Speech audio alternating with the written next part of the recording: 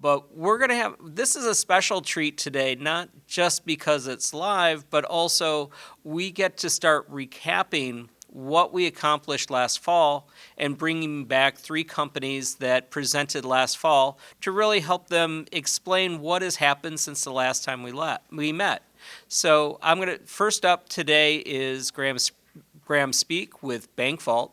And so Graham's going to talk a little bit about his company, and then a little housekeeping for Helper T in the background is just let all of the people that are behind Graham, knowing that I'm going to make sure Graham gets his full 20 minutes to talk, so we'll run a little long today. And I wanted to thank everybody for their patience. So Graham, why don't you introduce yourself? Talk a little bit about your company, and we'll spend about 5 minutes on that, and then we'll have a good... Yeah, thanks. So I'm the CEO of a company called BankVault.com. So we're a cybersecurity innovation company. We've got around 20 technologies we've developed. We have 6 patents filed worldwide, 5 products in market. The really big one is something that we released less than a year ago, just before we did our last talk, which is something called MasterKey that creates passwordless authentication on any website that you're logging into. So this is actually, our customer is actually the organization running the website. And what it creates is passwordless logins, which is frictionless access for the users, and it's more secure. So 2 really strong advantages. If you can increase engagement with your users, that's obviously a real benefit. That's a business driver. If you can increase security, that builds trust. So this becomes a win-win for the users. That is the natural business driver and competitive edge for the organization. What's really cool about MasterKey is that there is no software involved. It is clientless. So your users will have access to this without even realizing it. If you're going to deploy it to a lot of customers, that can be a real problem if you've got to then handle change management, downloading software, configuring it. With MasterKey, there's none of that. And you can change the back end of the system. Well, there's basically no change. It's simply a cosmetic change. So where we sit, just to finish up, is squarely between the web server, the front of the web server, and the user's mobile phone browser. We're always harnessing the user's mobile phone, even if they're on a workstation. In that little niche, we are completely unique. What this is a really very, very clever protocol of capturing basically user credentials. We encrypt the user's phone before they touch it. The data is double encoded and encrypted. It can only ever be reconstituted and deciphered inside the target web server. So very clever and very, very simple to deploy. And for us right now, the world's our oyster. It's a very, very big market. There's a lot of competition, but we've got a very distinct advantage in a strong niche. I mean, the niche of web applications is, of course, the future of the internet. So it's an enormous niche. And so, Graham, you and I have gotten to chat a lot over the last 6 months, and then over the last couple weeks, I've gotten to play with the product. And it's really a fascinating technology where you're using the smartphone to really help you with your passwords and getting in. And then once you're in, you also have a different product called, actually that's the Vault piece, which is a VPN piece, which is really nice. And I know it's been a marvel to look at. But let's kind of talk about this. Last fall, you were starting to do some funding and looking for different things, and talk to us about scaling your company during a time of COVID, and go from there. I think what I'll say is, we're an Australian company. So for us, it was, Australia's a very nice, comfortable country to live in. Getting out of the country is like, crawling out of a gravity well. So to get here is actually quite a few hurdles. I'm squarely based here in the US now. Our future is definitely based here in the US. And the contrast, I think, is, for any entrepreneur, this is such a vibrant place of opportunity. This is all about connecting with people who can help you. How can they, not so much, how they can help you, how can they get involved, and how can they benefit? And so what I love about this country is that, everybody's looking for an advantage. They're crawling over themselves looking for that advantage. They're prepared to take a risk. They want to be sold. And for an entrepreneur, this is actually heaven. So I think the most significant thing is since really arriving and establishing ourselves here, and we're still yet to actually flip the company up, but there is so much support available, and such as what you've given us, Michael, which has been phenomenal. And the value is all in the connections. It's literally who can you connect with, how is it relevant, how can you collaborate, and that opens up doors and opportunities that you could never have dreamed of just by yourself. So this is a game. Oh yeah, no. You and I have been talking about how in the United States, people are willing to take risks, people are willing to take a chance, and in Australia or in the EU, we've just seen this really not a lot of people wanting to take chances. But by being in the United States, they're really doubling down on growth and opportunity. It's a much bigger market too, so there is never a shortage of people to talk to. It's really just how much time do you want to put in it today. Whereas in a smaller market, you'll have a very limited pot. There's always a hierarchy. If you're pitching for investment, we're pitching for investment right now. There's if I go back to Australia, there's a hierarchy. Everybody who's investing in tech is known. It's a very, very small pot. Here, the order of magnitude is 2 orders, 3 orders of magnitude more. So there is never a shortage. It's a process of actually introductions.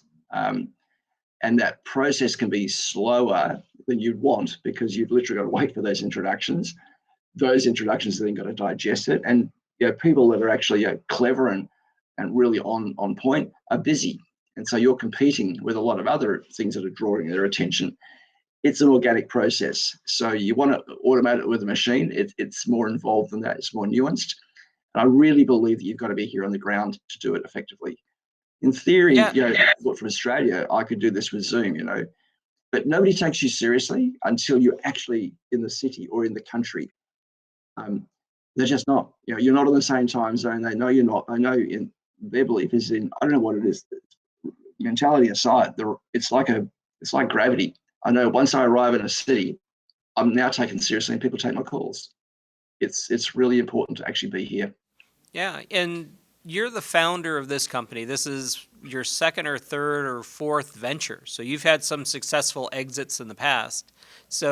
But what would you think the difference is between being the founder on the ground or hiring a local salesperson to start going out and knocking on doors?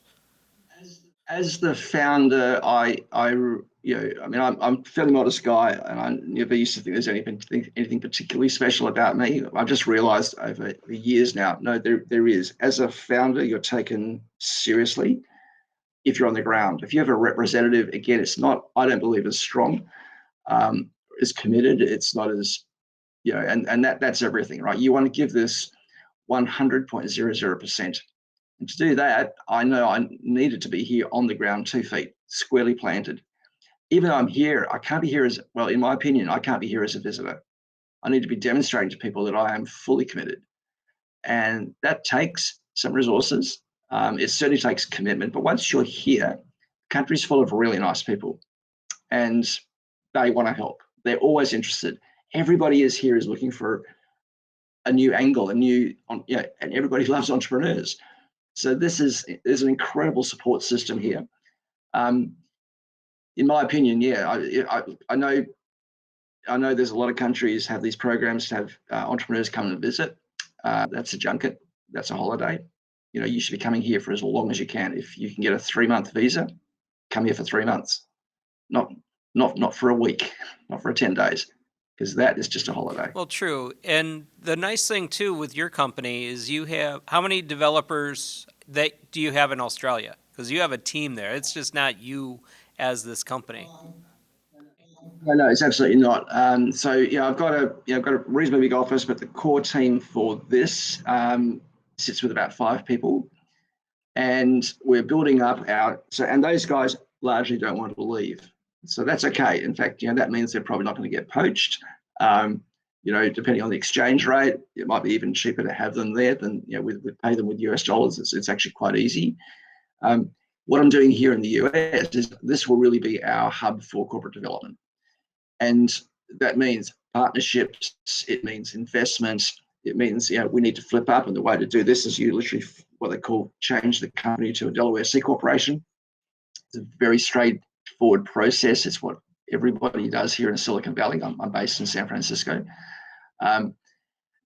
It's then you're fully committed. You are fully committed, and the investors in the US want to invest mostly in a US company. They'll eventually ask you to do this anyway. So, for my advice would be try to get here.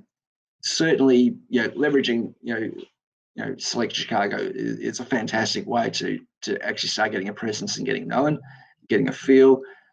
There's obviously a process of actually acclimatizing to the US, but it's actually a fun process. So there's a lot of nice people here in the US, and there's an industry supporting entrepreneurs, and it's multi-layer. It's very sophisticated.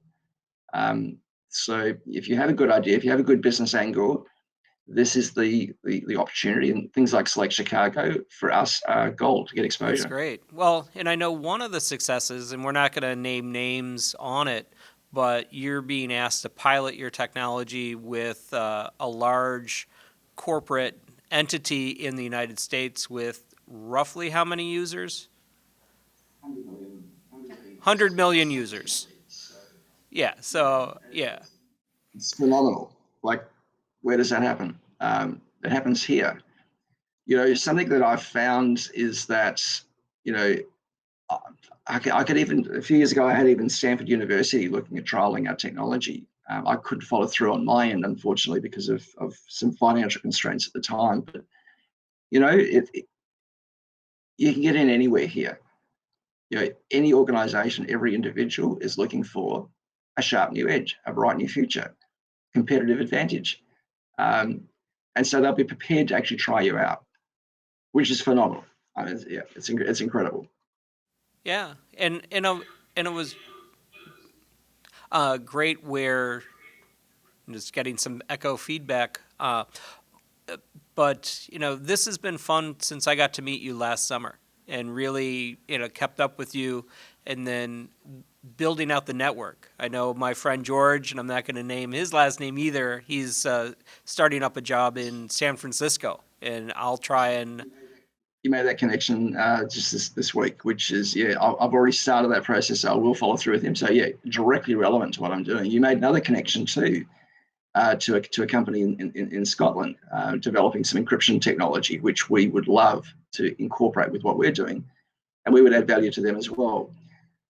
These networking introductions, what I would say is curated, high quality introductions are gold.